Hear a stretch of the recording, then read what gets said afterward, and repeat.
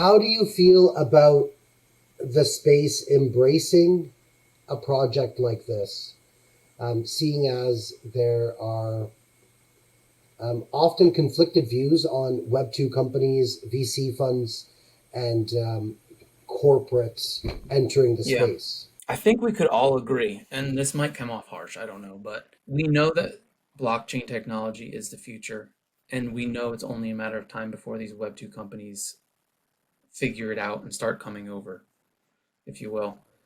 And part of what we're trying to do is, everyone always says we're so early. Well, we actually are early, and we're trying to take advantage of that and create an avenue where we can not necessarily dictate what's entering the space, but be creative enough to use it in a way that benefits not only Web 2, but also the Web 3 community that is currently here. And so we're trying to truly bridge that together to make it as harmonious as possible. It's not going to be perfect. It's not always going to be pretty, but if we're the ones helping guide that process, then I think we're probably in better hands than some other people. Not saying, again, this is not saying I'm better or smarter than anyone else, but we're trying to take some of our core values to enhance that.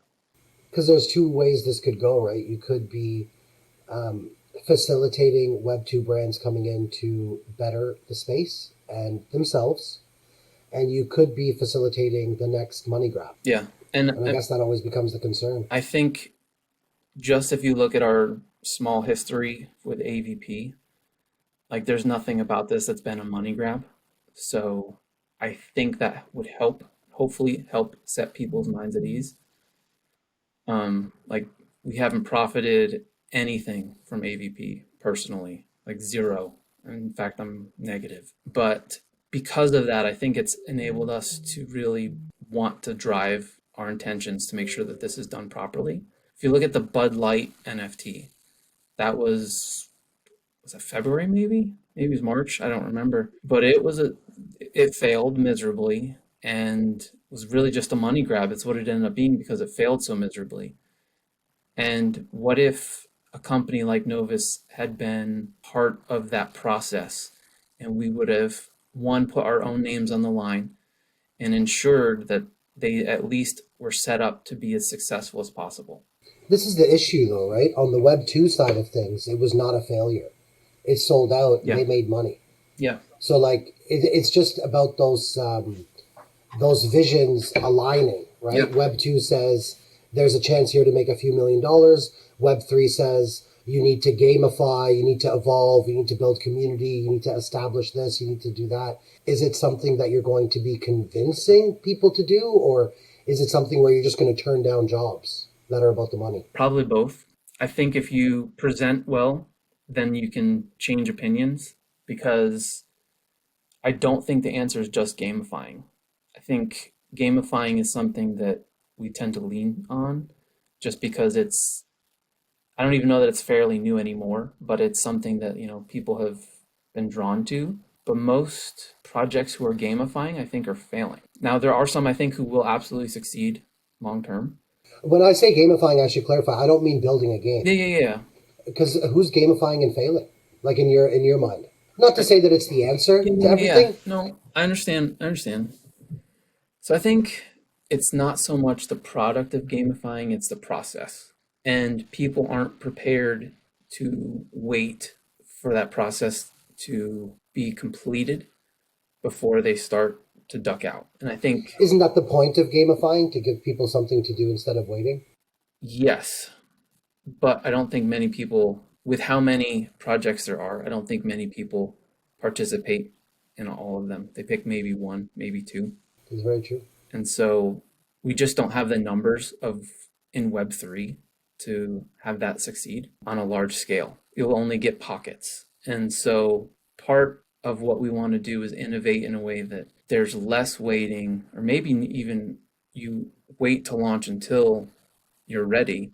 So there's less gamifying involved and more just be prepared and then reveal. Kind of like Starbucks, I guess, because No, I say gamify. They actually are going to have a game, from what I understand, but they haven't launched anything. They've just announced it, and then they're going to launch it, and it should be pretty much ready when it launches. Perhaps we can assist in that process for someone like Bud Light, who should have been ready and had proper planning, proper utility involved when they launched, and we can kind of assist in that so people aren't getting thrown under the bus. I don't even want to say rugged because I don't even know if that's what that was. I'm not sure what their motivation was other than, hey, let's just throw out this NFT and see what happens, because they didn't understand the full breadth of what they were doing. You know what I mean?